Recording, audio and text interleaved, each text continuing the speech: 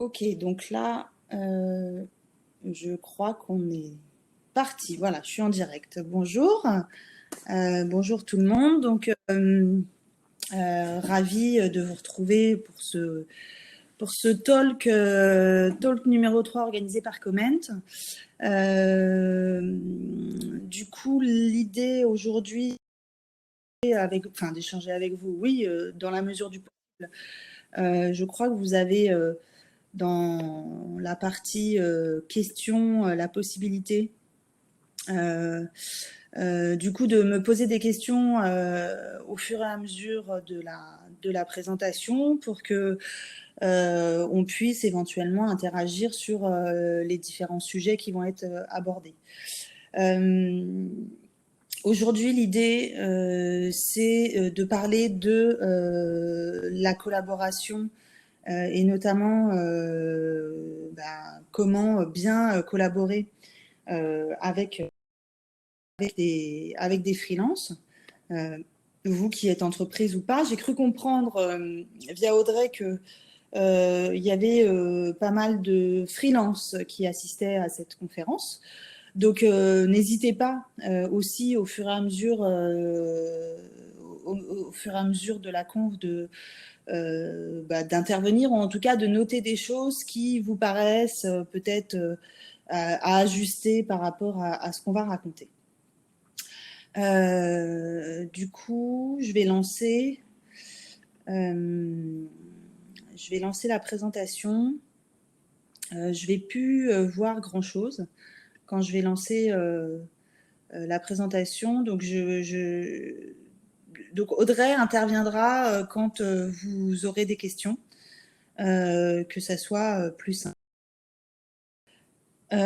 Donc effectivement, aujourd'hui, ce qui nous rassemble aujourd'hui, c'est comment mettre en place une collaboration efficace entre entreprises et freelance. Alors moi, je me présente, je suis Marion, je suis cofondatrice de Rue Tandem. Et Rue Tandem, c'est un cabinet qui repose sur du conseil en choix de ressources, en marketing et communication. Donc avec 3 activités principales qui sont le placement d'experts. Donc le placement d'experts, c'est essentiellement du placement de freelance auprès des entreprises, du recrutement, on recrute aussi des gens en CDD et en CDI, et puis on fait également du conseil en choix d'agence, c'est-à-dire qu'on conseille les annonceurs sur éventuellement les agences qu'elles peuvent faire intervenir. Donc on existe depuis 6 ans. Rue Tandem. Rue Tandem, c'est Caroline Dukowski, qui n'est pas là ce matin, et moi, on est deux. Du coup, depuis 6 ans, on fait ces 3 activités-là. Et on a commencé effectivement la genèse de notre comment dire, de Rue Tandem, c'est vraiment le placement de freelance et le placement d'experts, avec pour toutes les deux un parcours de communicante. Puisque Caroline et moi, avant de créer Rue Tandem, nous avons travaillé pendant plus de 15 ans dans des agences ou chez l'annonceur. Donc on connaît très très bien le monde de la communication, des entreprises, les problématiques et tout ce qui tourne autour du monde de la communication et du marketing globalement. Donc on a effectivement cet atout de bien connaître le milieu et puis d'avoir un réseau assez étendu. Et ayant été en agence, elle comme moi, on a vraiment un réseau assez étendu et notamment d'indépendants, de microstructures ou d'agences que on peut recommander à nos clients. Là, on va effectivement focuser sur... alors, nous, du coup, on est vraiment, quand on dit conseil en choix de ressources en communication, on est à la genèse du projet quand vous vous demandez qui on peut... tu connais pas quelqu'un qui. Voilà, notre claim un petit peu, c'est tu connais pas quelqu'un qui. Souvent, on a cette question-là. Et donc, du coup... On demande, nos clients s'adressent à nous principalement en amont sur quelles ressources je peux allouer sur tel projet et telle problématique. Uniquement, bien sûr, dans les métiers du marketing et de la communication. Donc là, vous allez voir cette présentation, elle insiste beaucoup, parce que c'est notre métier aussi, sur l'amont. C'est-à-dire que on va s'intéresser à la manière de savoir trouver un freelance, de s'assurer que c'est le bon et de s'assurer du succès de la collaboration. Parce qu'on s'aperçoit que dans les métiers de la communication, la plupart des entreprises et des agences utilisent des freelances comme des ressources d'appoint, mais pas forcément comme des boosters de créativité ou d'innovation. Et donc, du coup, le freelance joue souvent un peu le pompier. Et c'est un peu dommage. Et nous, on a identifié une des raisons aussi qui peut expliquer ça, c'est que recruter ou trouver le freelance qui va correspondre exactement à ce que vous cherchez, c'est pas si simple. Entre personnalité, compétences, expérience, on a des critères qui sont nombreux, qui sont difficiles à concilier, et d'autant que souvent, on n'a pas le même temps pour recruter un freelance qu'on a le temps de recruter une personne en CDD ou en CDI. Donc souvent, il faut aller vite. Ce qu'on voulait aussi rappeler aujourd'hui, et on pense que c'est important, c'est bien avoir en tête que dans 90 voire 95% des cas, le freelancing est un choix. 90% des freelances le sont par choix, 96 pour les métiers tech, et 78% des répondants, donc ça c'est une étude Malte, 78% des répondants se disent fiers d'être freelance et en accord avec eux-mêmes. Et ce qu'on remarque également, c'est que pour 50%, les raisons pour lesquelles les freelances se mettent en indépendant ou les gens se mettent en free, c'est aussi pour pouvoir choisir leurs clients et leurs projets. Donc il faut aussi avoir en tête qu'un freelance, c'est pas quelqu'un qui l'est par dépit, par contrainte. C'est quelqu'un souvent qui l'a choisi, qui l'assume, qui aime ce statut et qui fait du freelancing parce qu'il a aussi envie de travailler pour des gens et pour des projets qui lui plaisent et qu'il a choisi. Donc il faut arrêter de se dire que le freelance, il a faim, il prend tout ce qui passe et de toute façon, il a besoin de travailler. Voilà, les bons freelances, on remarque que les bons freelances, entre guillemets, ou en tout cas ceux qui effectivement arrivent dont les clients sont très satisfaits, ne sont souvent pas disponibles. Il faut souvent s'y prendre très tôt pour avoir les freelances, les bons freelances sur le marché. Donc, tout ça pour dire que c'est pas forcément évident de trouver le bon freelance et que surtout, c'est le freelance qui choisit souvent. Donc du coup, comme je vous disais, pour mettre en place une collaboration efficace entre entreprises et freelance, on va essayer de vous distiller un peu nos conseils et notre expérience pour savoir le trouver, s'assurer que c'est le bon et s'assurer du succès de la collaboration. Donc, on n'a pas énormément de temps, donc on va aller assez rapidement.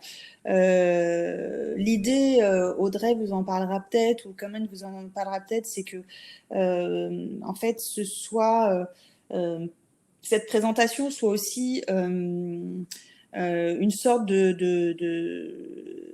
d'introduction à une formation qui aura lieu en novembre, où là, entreprise comme agence, vous pourrez venir vous former avec des exercices pratiques, avec quelque chose de beaucoup plus concret pour pouvoir atteindre ces 3 objectifs-là. Donc vous verrez, on est assez en amont, mais on pourra parler ensuite de la collaboration en elle-même et de l'après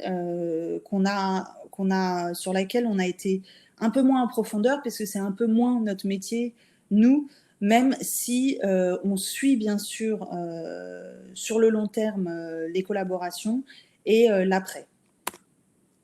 Donc savoir trouver un freelance, avant toute chose, pour trouver le bon freelance, il faut savoir définir ses besoins. C'est indispensable et c'est la première chose, c'est la première question à se poser.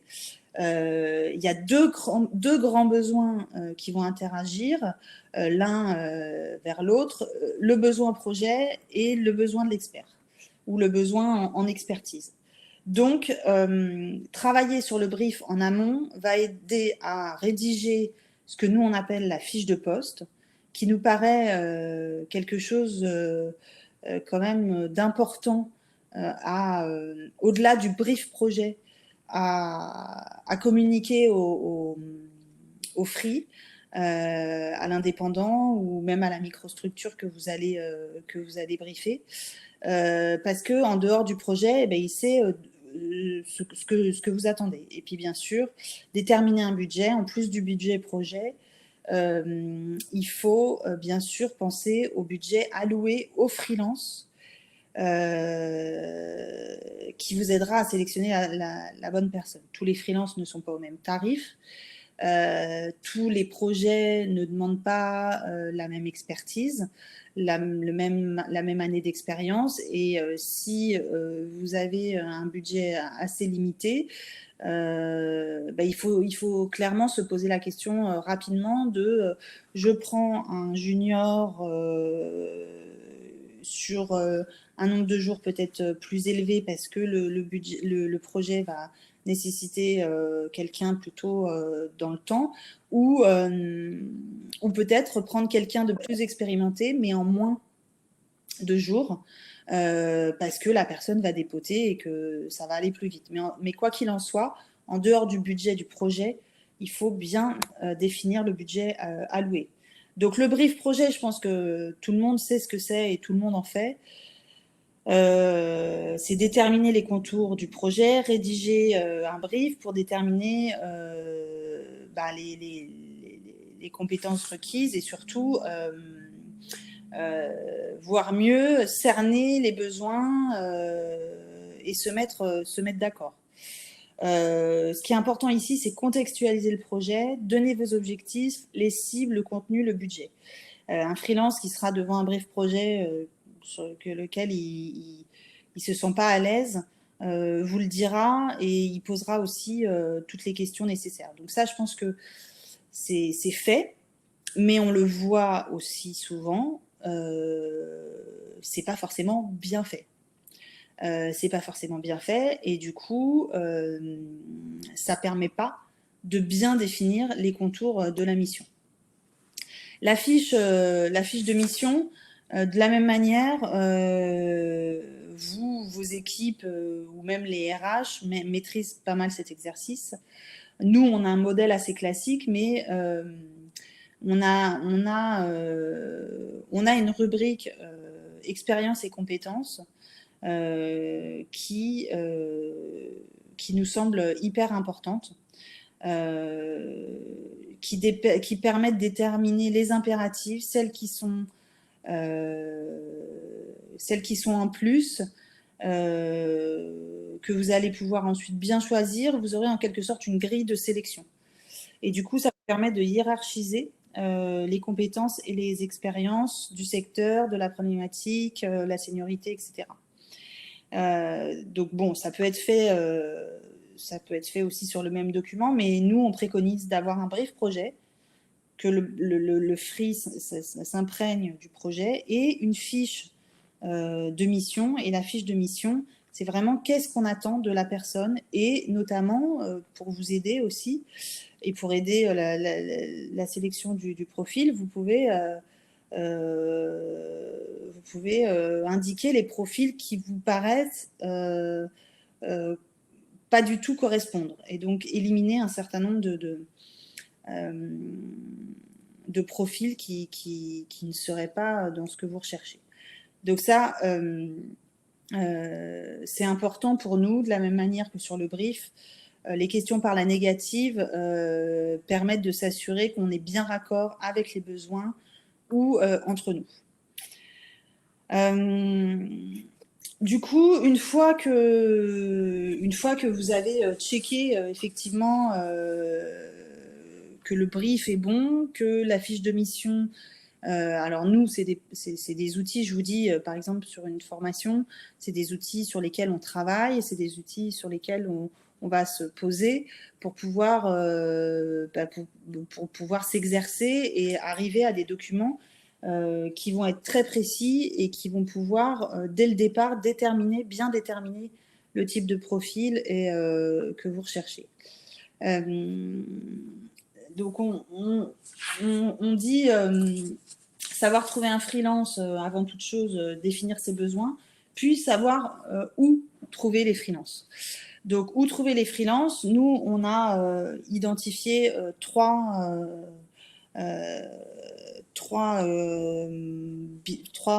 moyens de trouver les freelances et de pouvoir les identifier et de pouvoir les contacter.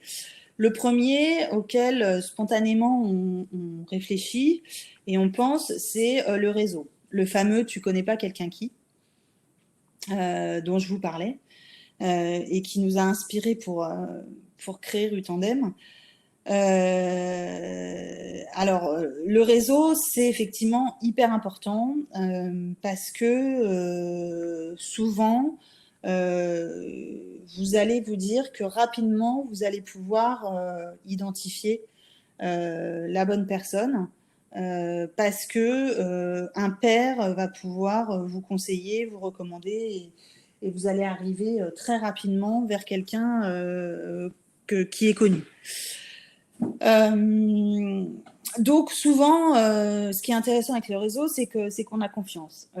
Après, le point négatif du réseau, c'est que vos contacts n'ont souvent pas le temps de comprendre réellement ce que vous cherchez, ce dont vous avez besoin. Donc le fameux, ils n'ont pas le temps de lire forcément votre brief projet, ils n'ont pas forcément la compréhension.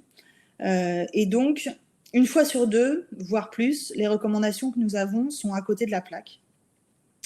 Et donc, du coup, on vous envoie des noms, mais on s'aperçoit en fait que la personne, bah oui, elle fait des RP, mais elle ne connaît pas du tout le secteur sur lequel vous avez besoin qu'elle soit. Elle fait des RP, mais elle ne fait pas d'influence, ou elle ne fait pas de relations blogueurs, alors que vous avez besoin de relations blogueurs. Donc bon, après, c'est une chaîne qui se met en place, c'est-à-dire que la personne qu'on vous a recommandée peut vous recommander autre chose, etc. Mais en fait, dites-vous que vos contacts sont souvent de bons prescripteurs, mais qui n'ont souvent pas le temps de comprendre vos recommandations. Et quand on dit réseau, on pense aussi LinkedIn, c'est-à-dire qu'on voit très régulièrement sur LinkedIn des demandes de je cherche un chef de projet en freelance, etc. C'est pareil, si vous regardez les réponses, une fois sur deux, les gens correspondent pas forcément à ce que vous recherchez. Mais bon, c'est un moyen quand même de trouver les freelances par le réseau. Ensuite, le deuxième moyen de trouver un freelance aujourd'hui, c'est les plateformes qui sont de plus en plus nombreuses. Soit elles sont spécialisées, soit elles sont généralistes, mais le plus souvent, en fait, elles sont spécialisées et elles permettent d'accéder rapidement, facilement à de nombreux profils. Voilà, donc aujourd'hui, le comparatif des plateformes nous indique un top 10 que je vous ai indiqué ici.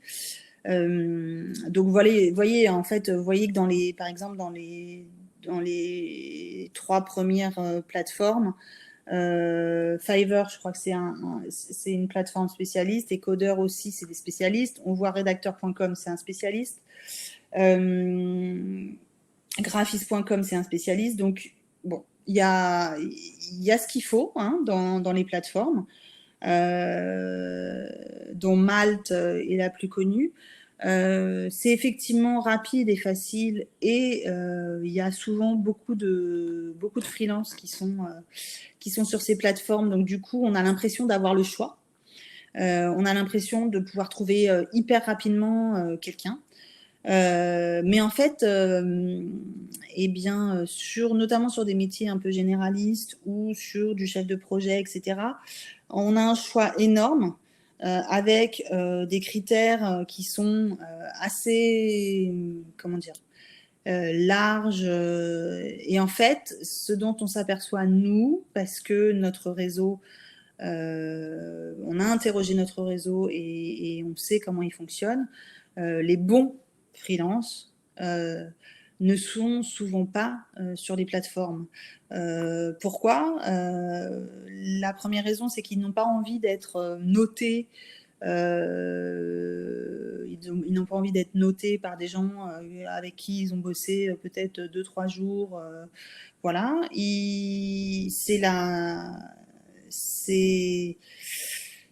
C'est pas la surenchère, mais c'est justement à qui sera au plus bas prix pour justement remonter dans les moteurs de recherche. Ça, c'est des choses aussi sur lesquelles ils sont pas très à l'aise. Dites-moi si... voilà, on a eu très peu de retours d'expérience très positifs de ce genre de plateforme ou de free qui ont trouvé des missions intéressantes sur ce genre de plateforme. On trouve beaucoup de free qui se lancent, donc des juniors, donc ça peut être intéressant sur des cas où vous avez besoin de gens qui ne sont pas forcément expérimentés ou vraiment sur des problématiques assez simples ou rapides, ou voilà. Mais voilà, nous on a des gens qui en sont très contents, des clients qui en sont très contents, mais les freelances en général en sont pas très contents. Et je vous dis, nous, nos free qu'on fait travailler sont souvent pas sur les plateformes. Après, c'est effectivement aujourd'hui quand même, nous, on a des clients en fait qui utilisent les plateformes. Et quand ils ont des problématiques donc un peu plus poussées ou des métiers un peu plus pointus ou des critères un peu plus resserrés, effectivement, ils viennent nous chercher. Et donc, c'est le troisième moyen de trouver effectivement les freelances sont les intermédiaires que Rutandem représente. Ils sont également de plus en plus nombreux et eux vous assurent un service personnalisé. Donc de la même manière, je vous en ai cité quelques-uns. Là, ce qui est intéressant, c'est que vous avez du sur-mesure, vous avez un accompagnement de A à Z. Donc, la plupart du temps, nos clients viennent à nous quand ils ont épuisé le réseau, qu'ils n'ont pas trouvé, ou quand sur des plateformes ou sur Internet, ils ne trouvent pas. Donc, ils viennent nous chercher en nous disant, écoutez, voilà, en fait, on n'arrive pas à trouver, est-ce que vous pouvez nous aider? Et là, on fait du sur-mesure avec un accompagnement. Et donc, si ces personnes-là étaient venues nous voir dès le départ, effectivement, la collaboration, ou en tout cas le résultat aurait été plus efficace.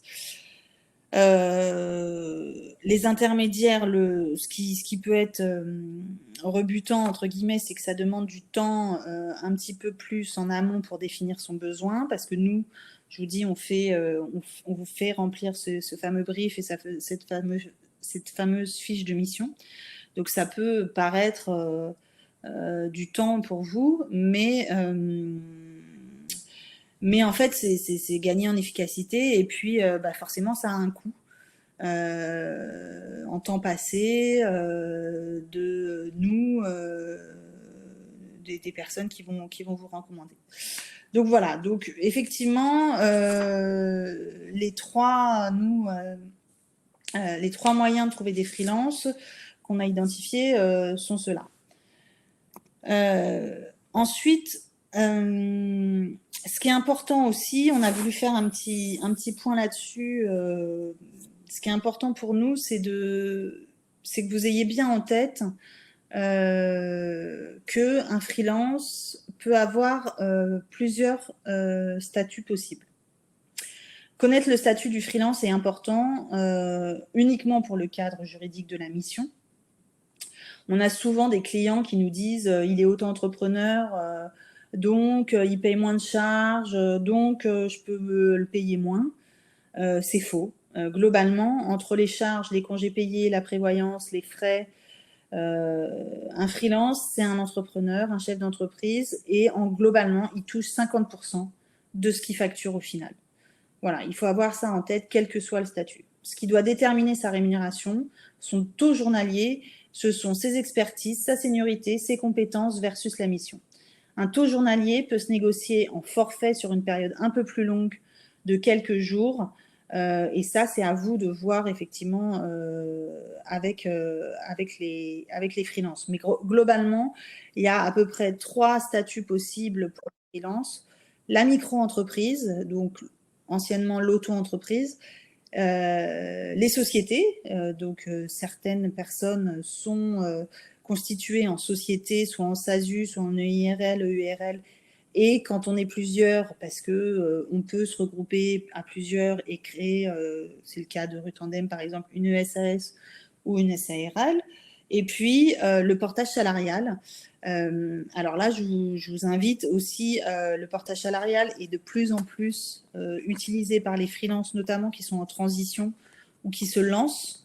Ça, je vous invite en amont à vous rapprocher de votre juridique ou de vos RH. Certaines entreprises n'acceptent pas le portage salarial. Donc il faut être vigilant en amont avant de dire oui à un freelance et de l'engager, bien checker avec votre juridique ou avec vos RH que c'est un statut et que vous pouvez le faire travailler. Effectivement, le principal risque, nous on considère que ça, j'espère que j'espère que vous suivez, que vous ne pensez pas que c'est trop hors sujet. C'est vraiment hyper important parce que ça permet vraiment de checker tout ce qui va faire derrière que la collaboration se passe bien. Et le cadre juridique est effectivement quelque chose qui est important de checker avec la personne que vous allez faire travailler. Pour éviter derrière tout problème. Donc le principal risque à faire travailler un freelance aujourd'hui en entreprise, même s'il est dans certains cas théoriques ou minimes, c'est la requalification du contrat de prestation de service en contrat de travail. Oui, ça existe, des gens qui, au bout de 1 an de collaboration, par exemple, se disent, mais en fait, moi j'ai un contrat de freelance aujourd'hui dans cette société, mais ça fait 1 an que je bosse pour eux, en fait, je pourrais avoir un poste, et ils peuvent demander la requalification.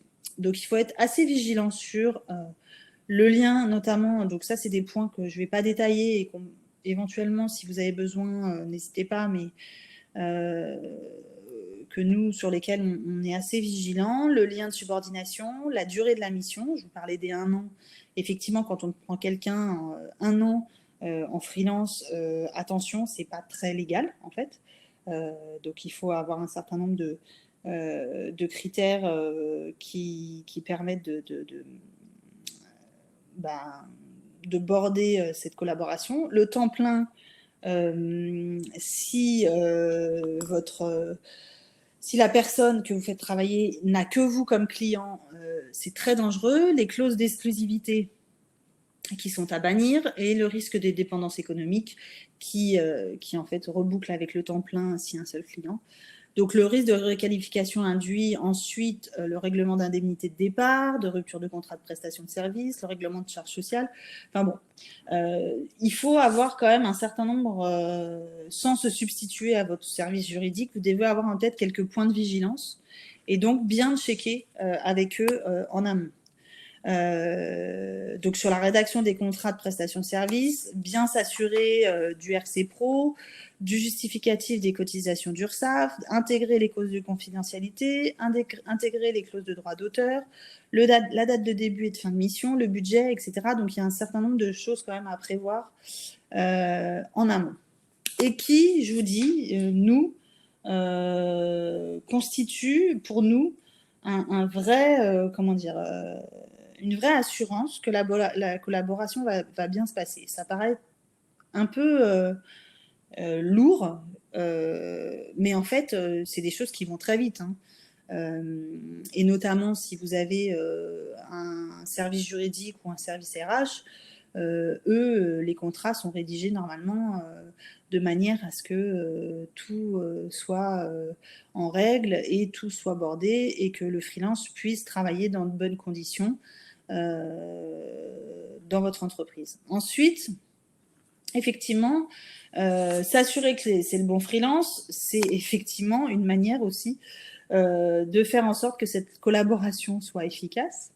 Une fois qu'on a bien en tête le brief, la fiche de poste, vous avez travaillé sur les besoins, sur les expertises nécessaires pour le réaliser, vous êtes au clair sur les aspects juridiques et vous avez identifié quelques freelances qui pourraient correspondre, donc via le réseau, via les plateformes ou via un intermédiaire.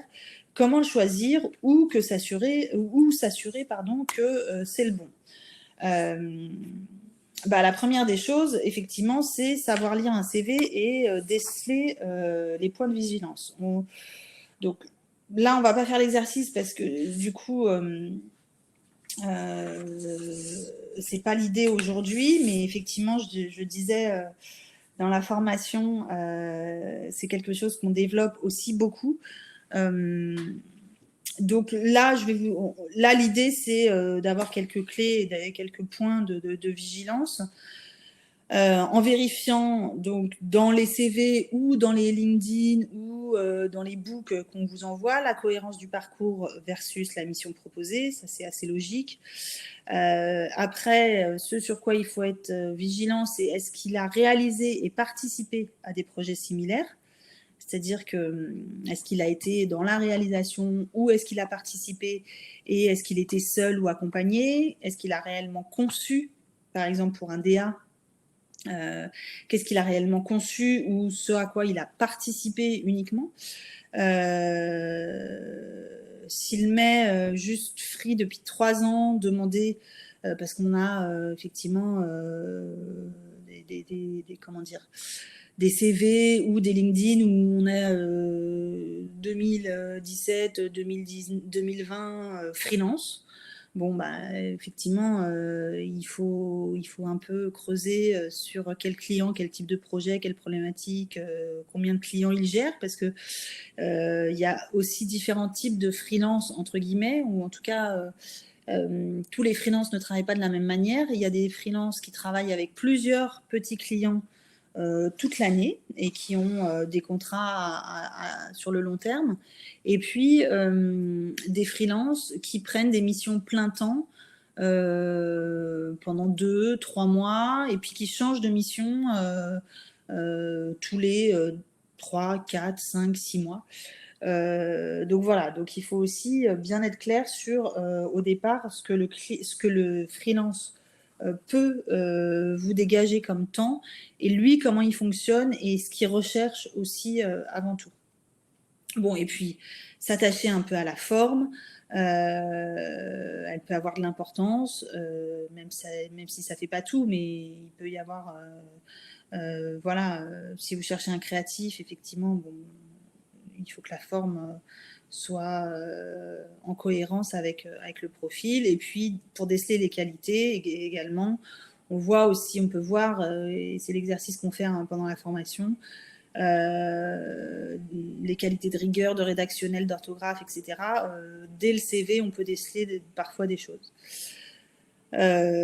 Donc, cette petite analyse va vous permettre d'identifier rapidement les questions que vous allez lui poser ou les points à aborder versus la mission. La deuxième chose et le bon réflexe à avoir, et je pense que aujourd'hui quand même globalement on l'a tous, c'est LinkedIn. LinkedIn, pour nous, c'est un outil hyper important.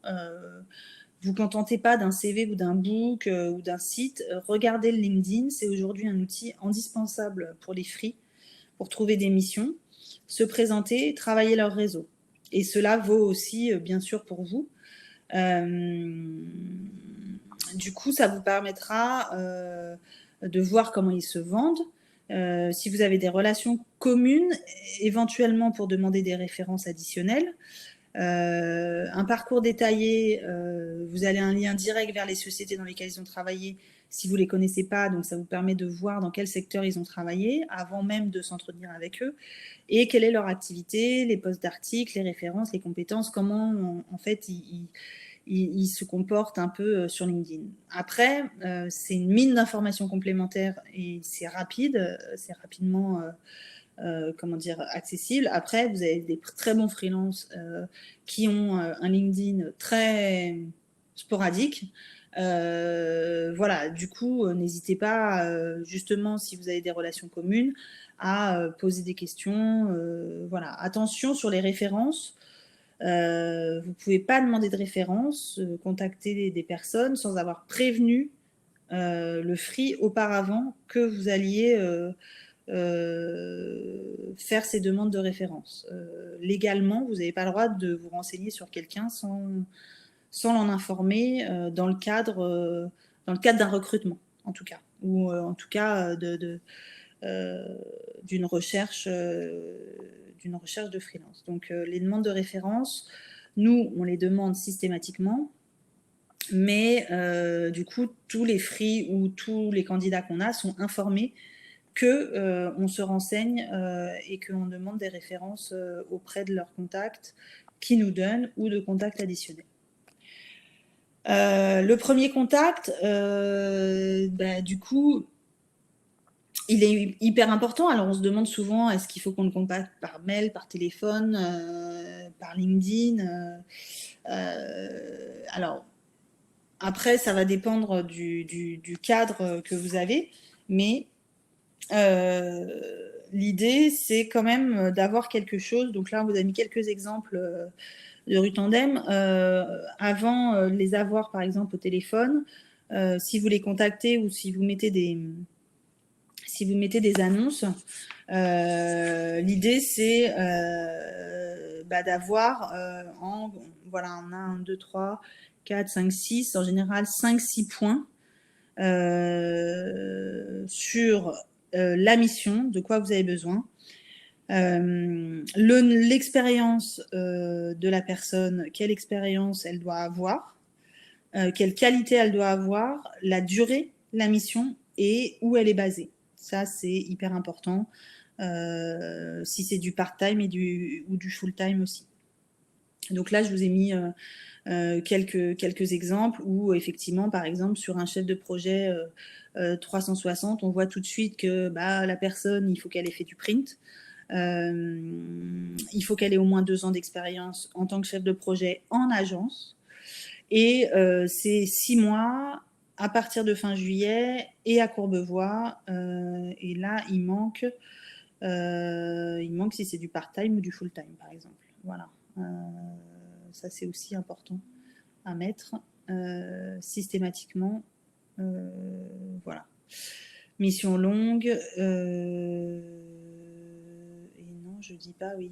Là, il aurait fallu mettre mission de 6 mois, full-time, à partir de fin juillet. Donc ça, c'est les points essentiels quand vous contactez un free, parce que si vous contactez en lui disant « Êtes-vous disponible ?» Oui, je suis disponible, mais pour faire quoi Est-ce que vous savez faire ça? Bon, bref, ça demande des échanges assez longs et fastidieux. Aujourd'hui, vous envoyez un mail avec le principal de ce que vous recherchez en étant très précis. Et du coup, la personne va vous dire oui ou non et pourquoi, et éventuellement, vous allez voir s'il y a des aménagements possibles à faire. Mais soyez assez précis quand vous prenez le premier contact avec vos freelances, parce que ça peut prendre énormément de temps, ces allers-retours. L'entretien téléphonique ou physique. Alors, du coup, ce qu'on dit, nous, c'est que forcément, le mieux, c'est de rencontrer. Bon, en ce moment, on n'est pas vraiment dans cette tendance, hein. Du coup, c'est pas forcément ce qu'on vous recommanderait en ce moment. Mais quoi qu'il arrive, de toute façon,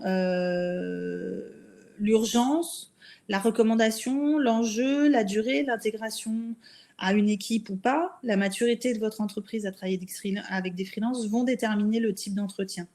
Si ce sera un entretien téléphonique ou un entretien physique. Mais ce qu'on dit toujours, c'est l'urgence ne doit pas vous contraindre à ne pas rencontrer le freelance. Dans la mesure du possible, rencontrez-le, c'est hyper important. Pourquoi? Parce que ça vous permet aussi de déterminer qui il est vraiment, s'il va pouvoir s'intégrer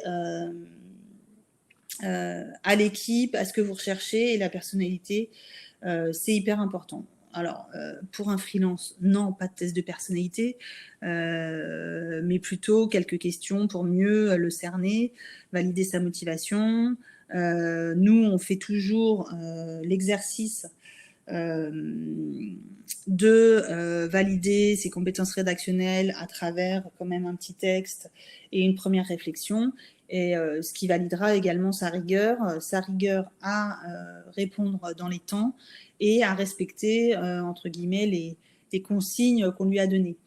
Nous, c'est vraiment quelque chose qu'on fait systématiquement, c'est-à-dire que le freelance qu'on contacte pour une mission, si dans la conversation, on sent qu'il est intéressé, on sent qu'il nous dit aussi qu'il est intéressé et qu'on considère qu'il peut correspondre au profil, systématiquement, on lui fait compléter un petit questionnaire, on lui demande un petit texte pour nous expliquer pourquoi il pourrait être la bonne personne. Et puis la troisième chose, oui, il nous donne des références, souvent des gens qu'on peut contacter de sa part. Voilà, quelques exemples de questions dans le petit questionnaire qu'on fait passer. Qu'est-ce que vous détestez dans votre métier, qui vous semble insupportable, pour quelle faute avez-vous le plus d'indulgence, quelle importance accordez-vous à l'apparence, qu'est-ce qu'on dit de vous? Voilà, ça c'est des petites questions très rapides qui permettent aussi de voir comment réagit le freelance et de se faire une idée déjà de sa personnalité. Les références, on en a parlé. Dans l'idéal, il faut au moins appeler 2 personnes pour un même freelance. L'idée est de valider ses compétences et son savoir-être professionnel. Donc ça, je vais passer assez rapidement, mais rassurer votre interlocuteur, un avis négatif ou mitigé ne veut pas forcément dire que vous ne missionnerez pas le freelance. L'idée, c'est quand même d'obtenir quelque chose d'assez,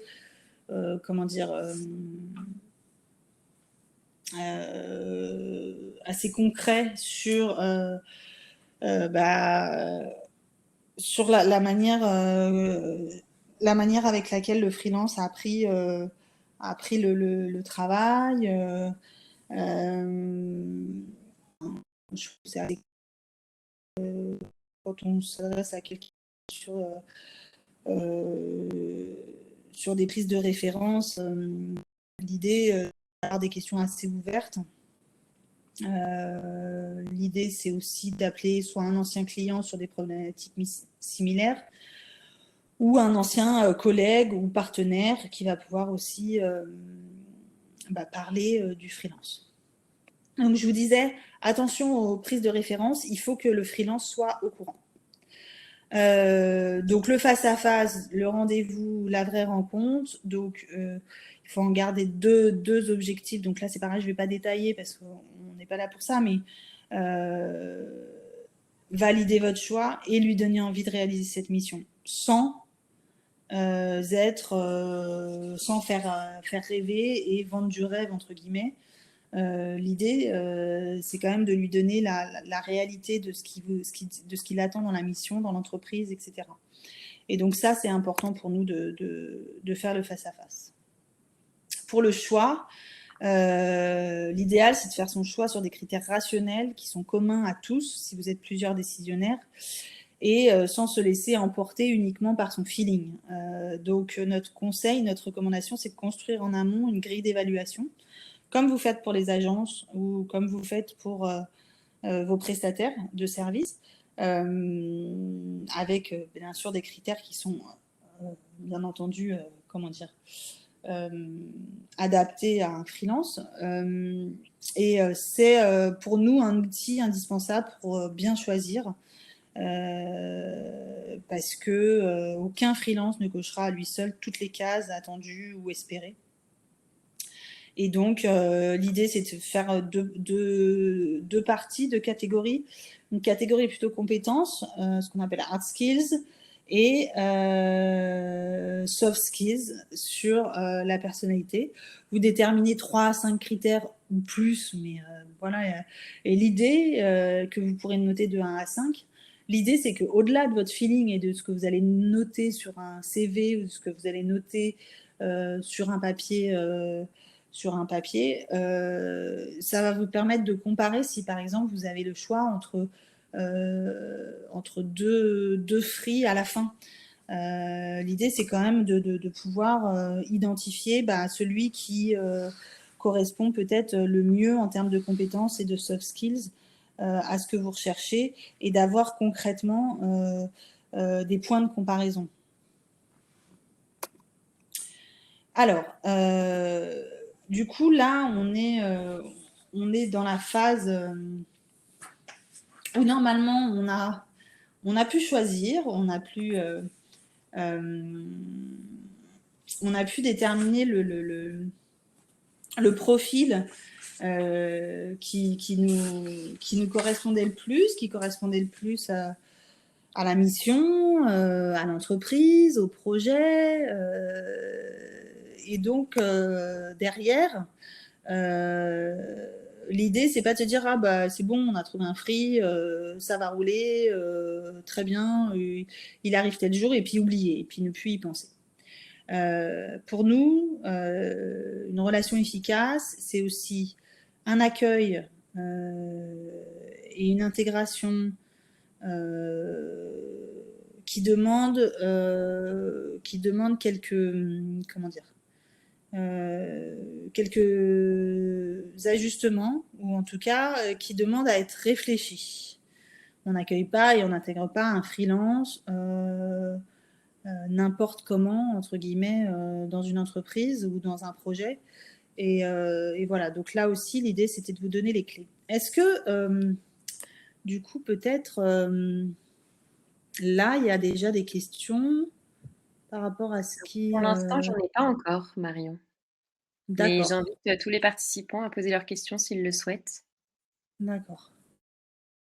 Et parce que du coup, c'est vrai qu'on a comment dire, passé une bonne partie là sur comment trouver un freelance. Donc, je ne sais pas si c'est si c'est quelque chose qui... Si je réponds à toutes les questions ou s'il y a d'autres questions avant qu'on aborde l'accueil et l'intégration, mais sinon, je vais enchaîner. Enchaîner et je te coupe si jamais j'ai des questions qui arrivent. Ça marche. Donc, du coup, ce qu'on dit, nous, souvent à nos clients, c'est que de la même manière J'ai qu'on collabore... justement une question. Delphine Ouais. Goester qui demande quelle est la répartition entre les missions longues et les missions courtes. La répartition globalement sur les freelances qu'on place, par exemple. Oui, je pense que c'est ça. Quelle est la répartition entre les missions longues et les missions courtes? Alors, c'est assez... on a les deux, nous, par exemple. On a tous les cas de figure sur les missions. On a des missions longues en full time. Ce qu'on appelle missions longues, c'est des missions de 4 à 6 mois. Et puis les missions courtes qui sont 2-3 jours, ou voilà, il y a tout. J'ai pas de pourcentage là-dessus, j'ai pas de chiffres. J'ai pas de chiffres qui disent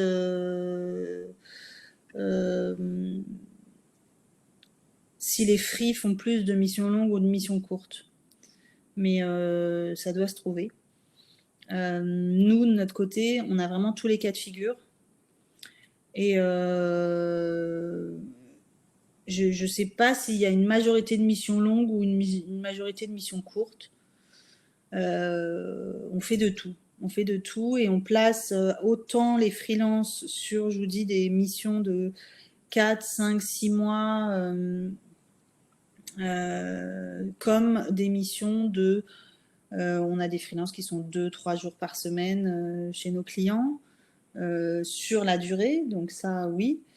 Et après, on a des missions de 2-3 jours, par exemple, sur des appels d'offres, ou alors sur des renforts d'équipe, sur un projet.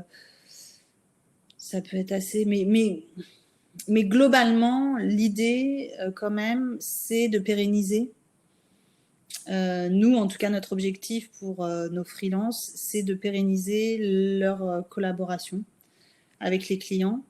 Que ce soit sur du long terme. Alors, sur du long terme, je dis, vous ne pouvez pas être 1 an en full-time chez un client, ou alors il vous faut un autre client à côté. Enfin, voilà.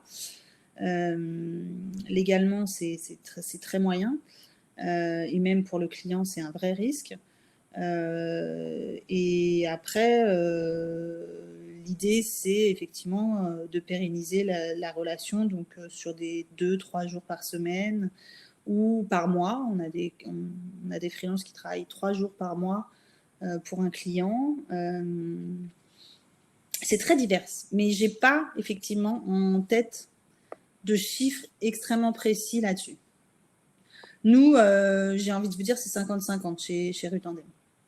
À la fois court et à la fois long. Et après, voilà, c'est difficile effectivement pour un freelance de se positionner sur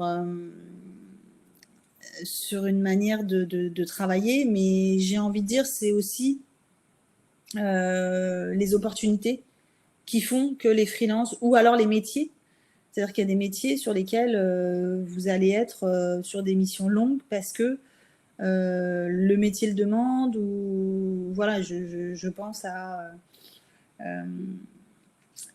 des projets complexes digitaux. Vous n'allez pas être 2-3 jours dans le mois chez eux. Et les projets de mise en place d'une plateforme digitale ou mise en place d'un écosystème digital, ça prend des mois. Donc forcément, par exemple, les tech, les freelance tech, eux, sont sur des missions plus longues.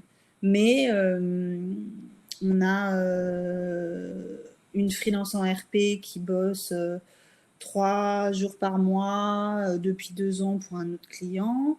On a là un community manager qui a débuté sa mission sur 1 an, mais 2 jours par mois.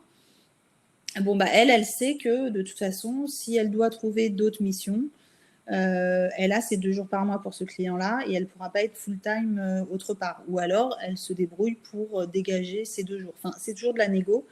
Et après, voilà, je vous dis, c'est un peu les opportunités. C'est-à-dire que quand vous commencez à avoir des clients sur le long terme, bah, l'idée, c'est d'en trouver d'autres sur le long terme. Après, c'est un équilibre et c'est un jonglage qui est parfois effectivement compliqué. Je ne sais pas, j'espère que je réponds à la question, Delphine. Accueillir et intégrer un freelance. Donc, ce que je vous disais, de la même manière qu'un collaborateur, notre recommandation, ça va être de prévoir un welcome pack pour les freelances. Du coup, ce qu'on dit souvent à nos clients, c'est le welcome pack, vous l'avez prêt, vous le faites réaliser par les équipes, ou en tout cas vous vous inspirez de ce qui existe peut-être au RH. C'est pas compliqué, c'est une présentation de l'entreprise, une présentation de l'équipe, la fiche de mission que vous avez réalisée au départ que vous remettez dans ce welcome pack, tous les droits d'accès au serveur ou tout simplement aux salles de réunion, comment fonctionne comment ça fonctionne, etc.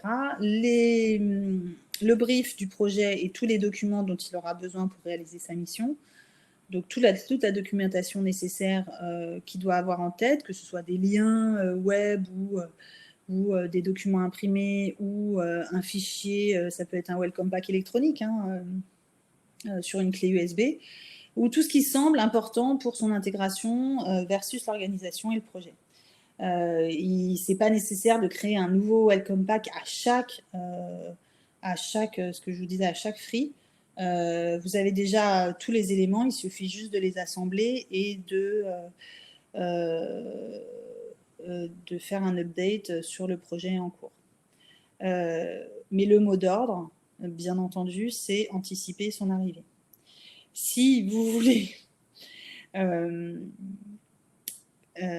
que la relation soit efficace et que la relation se passe bien, anticipez l'arrivée du freelance et accueillez-le de la meilleure manière qui soit. C'est hyper important. Un free qui arrive, qui est à peine accueilli, alors soit il bosse de chez lui, mais s'il bosse en entreprise, qui n'a pas les accès, qui n'a pas... Alors, à voir aussi avec lui, ça se négocie souvent, un ordi ou pas d'ordi. Même s'il arrive à son ordi et qu'il n'a pas une place où s'asseoir et qu'on lui dit « Vas-y, installe-toi où tu veux », bon, ça peut être une solution si vous êtes tous en open space et que c'est dans la culture de l'entreprise d'arriver le matin et de s'installer où on veut. Très bien, mais il faut juste lui expliquer. Donc ça, c'est hyper important pour nous. Et puis, donc là, nous, en général, on prend des nouvelles et on fait des points réguliers sur la collaboration. Donc ça, c'est important.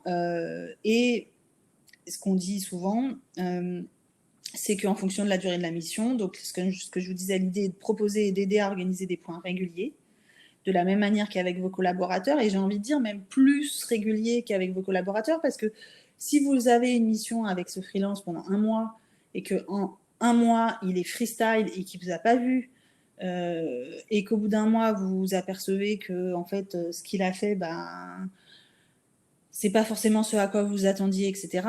C'est plus compliqué qu'un salarié qui a sa fiche de poste, qui a ses objectifs, qui a son projet, qui connaît son projet sur le long terme et avec qui vous pouvez faire des points un peu moins réguliers. Ne pas voir le freelance de toute la mission, ne pas faire un seul point de toute la mission, c'est pas ce qu'on vous recommande. Il faut organiser des points réguliers et il faut un bilan de la mission. Donc mettre en place un bilan de fin de mission, c'est pas très long. L'idée c'est de l'intégrer aussi dans ce bilan, c'est-à-dire que l'idée c'est que le freelance il sache, enfin on lui dise voilà, tel jour on va faire un petit point, un petit bilan, prépare-le aussi de ton côté, qu'on puisse échanger. Pour comprendre, pour savoir s'il y a une bonne compréhension de la demande et du brief, s'il y a eu une bonne réalisation du projet, si le tarif était adapté, sa réactivité, sa disponibilité, le respect des délais, les points positifs et les points à améliorer. Ça peut se faire le matin en arrivant autour d'un café, ça peut se faire autour d'un déj, ça peut se faire en fin de journée. Voilà, ça prend 1 heure. Nous, c'est quelque chose qu'on demande systématiquement à nos clients de réaliser pour les freelances et qu'on réalise aussi souvent avec eux. On fait systématiquement des points réguliers et un bilan de fin de mission. Est-ce qu'il y a des questions là-dessus ?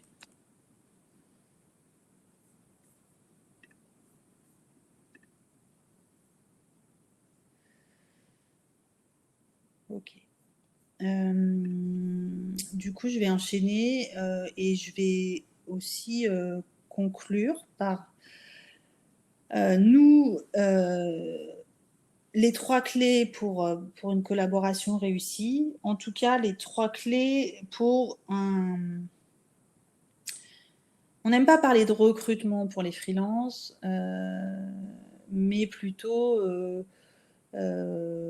pour une sélection du freelance qui va vous permettre d'avoir une collaboration réussie. Parce que, je vous disais, nous, c'est vraiment notre cœur de métier. Surtout, ne pas transiger sur les critères liés à la personnalité. On l'a dit au départ, recruter un freelance, ça se fait souvent dans l'urgence. Il peut être tentant, effectivement, de considérer que sa seule compétence compte, mais pour sécuriser le projet d'expérience, pour favoriser un travail d'équipe efficace, la personnalité, c'est essentiel. Et c'est nous, un peu, ce qu'on fait, et vous l'avez peut-être ressenti un petit peu dans la présentation aujourd'hui. Nous, ce qu'on dit souvent, c'est d'adopter un peu la même approche que pour le recrutement d'un collaborateur. Et il faut s'attacher à sa capacité à s'intégrer, à travailler avec l'équipe éventuellement s'il y a une équipe, et à sa motivation à s'inscrire dans le projet. Donc, n'hésitez pas à aller un peu plus loin que juste la fiche de poste. 90% des collaborations insatisfaisantes qui ne vont pas, qui ne se pérennisent pas et qui permettent pas une bonne réalisation du projet. 90%, c'est souvent la personnalité, ou en tout cas la manière de collaborer.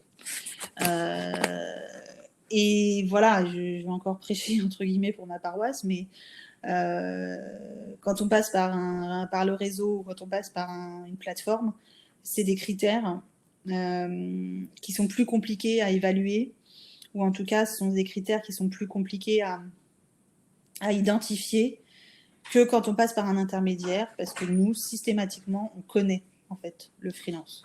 Donc on sait ses points forts, ses points faibles, etc. Donc ça, c'est important, même sur une mission de 1 semaine, 2 semaines. Voilà. Après, on n'est pas dans le monde des bisounours. On sait très bien que de temps en temps, on n'a pas le choix. C'est-à-dire que sur des projets ou sur des missions où il faut trouver quelqu'un du jour au lendemain, nous-mêmes, de temps en temps, on dit attention, on vous a trouvé quelqu'un, il est génial. En termes de compétences, ça va parfaitement matcher. Par contre, voilà, il y a ces points de vigilance-là qui sont importants dont il est important de tenir compte, parce qu'ils ne sont pas forcément dans votre culture d'entreprise, etc. Donc, il y a des fois aussi, on n'a pas forcément le choix ou le temps, mais dans la mesure du possible, essayez de vous poser un petit peu sur cette question de la personnalité. S'appuyer sur des recommandations fiables en matière de sourcing. C'est vrai que la recommandation est essentielle. Des fois, on n'a pas le temps d'éplucher des candidatures qui sont. Donc, je vous parlais des plateformes où vous recevez énormément, voilà.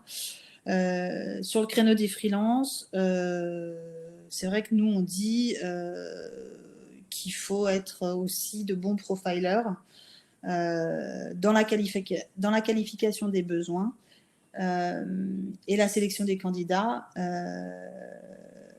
Voilà, donc s'appuyer sur des recommandations fiables, c'est aussi, je vous disais, ne pas hésiter à prendre des références. Voilà. Et vous, ne pas hésiter aussi à vous créer et à animer une communauté de talents avec des freelances que vous connaissez bien, sur lesquels vous avez eu des feedbacks, mission après mission. Voilà, ce qu'on dit, nous, ce que je vous disais tout à l'heure, c'est que notre idée et ce qui est souhaitable, c'est, et souvent aussi les clients le font, hein, ils ont leur réseau, ils ont pas mal de gens qui suivent, qui reviennent, etc. Et ça, c'est pour nous hyper important que les missions, enfin que les collaborations, pardon, se pérennise. Et puis, très très important, proposer des missions de qualité. Alors c'est facile à dire, mais l'une des clés pour initier et fidéliser un réseau de freelance, c'est de proposer des missions intéressantes et à prix juste, c'est-à-dire des missions qui correspondent à leurs talents et qui les motivent. Le freelance, ce qu'on disait au départ, n'est pas forcément que le pompier de service.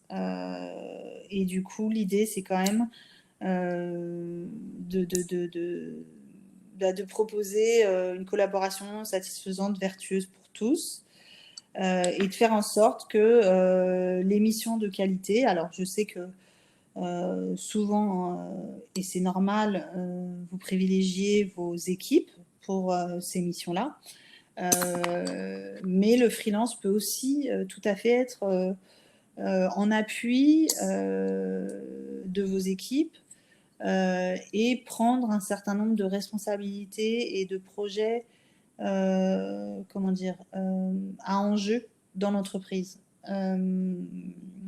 Le freelance, il n'est pas juste là pour faire ce que l'équipe n'a pas envie de faire, parce que vous ne trouverez pas de bon freelance et que ce ne sera pas vertueux. Voilà. J'espère que c'est clair sur ces 3 points qui effectivement nous paraissent importants pour une bonne collaboration, ou en tout cas pour initier une bonne collaboration. Je crois que j'ai terminé et que j'ai fait le tour de ce qu'on pouvait vous raconter sur le sujet de manière assez concise. Donc, je ne sais pas si c'était clair pour tout le monde.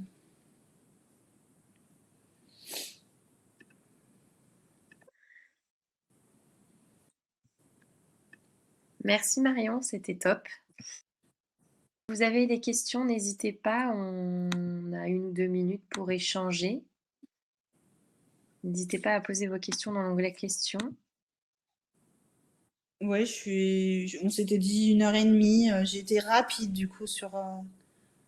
Mais je pense que c'était pas trop rapide, ça a été.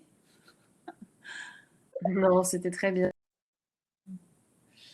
Oui, il ne faut pas hésiter effectivement s'il y a des choses qui n'ont pas été claires, à revenir vers nous ou à revenir vers moi. Et même du coup, j'ai l'impression qu'il y a pas mal de freelance, donc s'il y a des choses qui ont été oubliées ou qu'on n'aborde pas suffisamment à votre goût, pas de souci aussi pour échanger ou pour avoir des retours d'expérience, que ce soit des freelances, des agences ou des annonceurs. Ça nous intéresse toujours d'avoir leur retour d'expérience et s'il y a des choses qu'on a oubliées. Sachez que c'est filmé et sera disponible en replay sur le site de Comen très prochainement. Et que nous vous enverrons très prochainement également la présentation de Marion pour que vous ayez les éléments qui ont été présentés. Ouais. Je vois qu'il y a Gérard Bourgeois qui dit une condition de réussite est aussi de laisser une part d'initiative aux freelances. Et c'est effectivement important dans la mesure du possible. Hein, et il y a des entreprises qui le font très bien. Il est vrai que quand on dit proposer des missions de qualité, c'est un peu dans ce sens-là qu'on va. Il doit être capable de cerner les enjeux techniques relationnels du projet, de comprendre les problématiques de l'entreprise, de son client. Voilà, c'est ce que je disais un petit peu à la fin. Effectivement, laisser le freelance aussi s'accaparer, entre guillemets, le projet et lui faire confiance. C'est important de lui faire confiance et de lui laisser prendre des initiatives sur les projets en accord avec les équipes et en accord avec, bien entendu, le chef de projet ou les directeurs du projet qui sera là pour guider pour guider et pour valider avec le freelance un certain nombre de choses. Merci Marion, c'était super intéressant de t'avoir Merci aujourd'hui sur ce à vous, sujet. merci à Comment, merci à tous les participants. Et puis au plaisir, oui Audrey, je te laisserai communiquer sur la fameuse formation Oui. qui s'adresse aux annonceurs et aux agences sur comment bien sélectionner et mieux travailler avec des freelances, où on abordera en détail, en cas pratique et en atelier, tous les points qu'on a abordés aujourd'hui de manière un peu plus, comment dire, de manière un peu plus, voilà. Oui, on va très prochainement envoyer un emailing toutes les formations d'ici la fin de l'année que propose Comment. Donc, vous pourrez à ce moment-là vous inscrire à nos formations. Et j'en profite pour vous informer que nous avons un dernier talk cette semaine qui se tiendra jeudi 7 mai à 10h sur la thématique du réengagement des équipes en développant leur leadership d'opinion, qu'on organisera en partenariat avec The Presenters. Donc, n'hésitez pas à vous inscrire. Vous trouverez le lien d'inscription dans la newsletter de Comment de jeudi dernier, sur le site de Comment, mais également sur nos réseaux sociaux. Merci à tous et à très bientôt. Merci, à bientôt, au revoir. Au revoir.